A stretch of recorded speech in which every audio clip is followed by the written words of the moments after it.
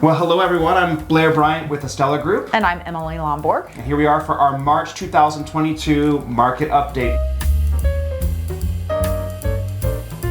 March is literally my favorite time of year, Emily. It's because it's his birthday. It's my birthday. It's the best skiing of the season. And in the real estate market, things really start to pick up. We're getting out of those winter months where it's just, yes, I want to list my home, but I'm going to wait till spring. Guess what? Yep. Spring is upon us. Yeah.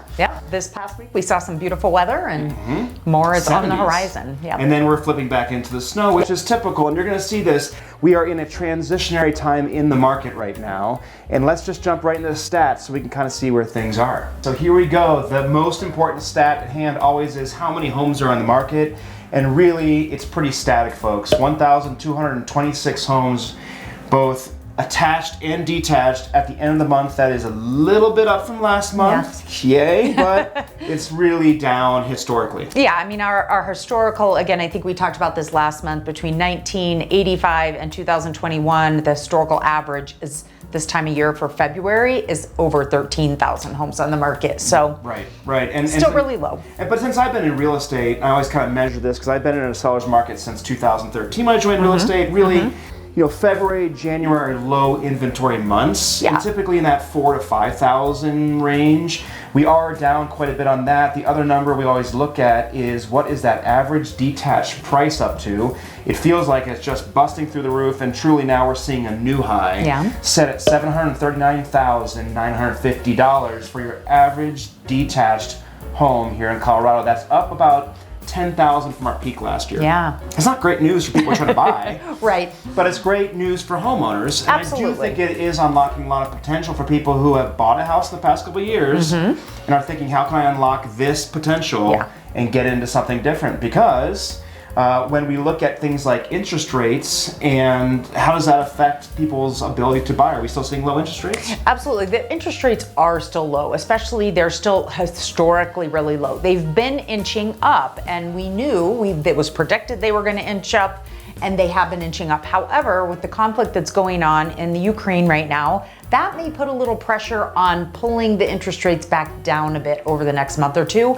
That's typically what happens in a situation like this, so we'll have to wait and see. Yeah, it feels like the Fed, whenever we have some sort of global crisis like this, they don't want to mess with the economy. Right, exactly. And so, again, we did hear a quarter-point increase here in the next few months, but really, when you look at interest rates, there's a lot of affordability in buying as opposed to renting right now. Yes. And we are pointing out seasonality, right? This transitionary period. What happens in the spring traditionally, March, April, May, June? Right, that's when we see the most listings hit the market, and we anticipate that's going to happen this year too.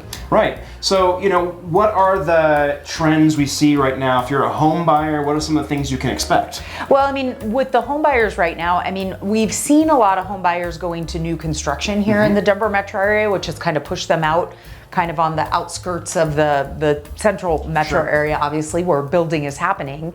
But now we're even seeing a lot of competition for those new builds.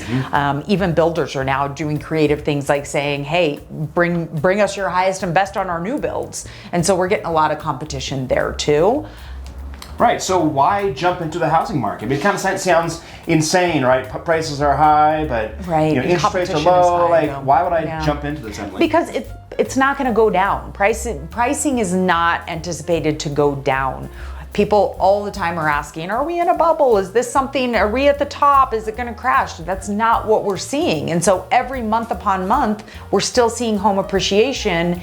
Is a month you as a home buyer choosing to stay on the sidelines are missing out on that equity and that home appreciation with your own home. Right, yeah, I think in the unknowns, right? There's like this crystal ball idea with the real estate market. Well, can I wait it out? Is it a bubble? I mean, I think those are things that, when it comes to housing, everyone needs a place to live. And planting yourself in a house in Colorado in the recent 10 years proves that you're going to make money over the long term. Absolutely, absolutely. People are still asking me frequently about foreclosures. Hey, I'd really be interested in seeing some foreclosures, or maybe I could get a good deal that way.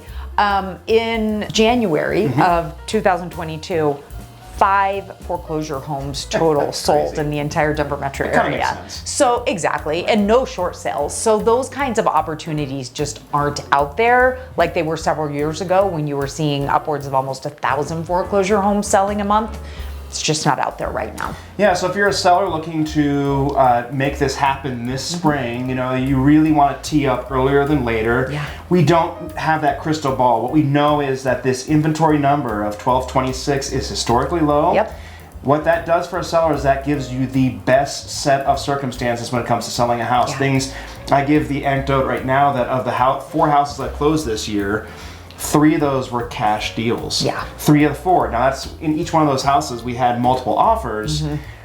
In my career, I've never seen that percentage of cash offers, and some of these are creative cash offers. There's cash programs out there Creative right cash now. offers is something we should touch on since you brought that up. Because people will say, where are young people Getting this money? coming up with cash to buy these houses that are $800,000? There are a lot of financing programs that people are applying for. HomeLight is one of them, Right. where they basically pre-cash pay for you and then it rolls into a loan for you. So there are creative cash buying programs out there that are legitimate and they're safe.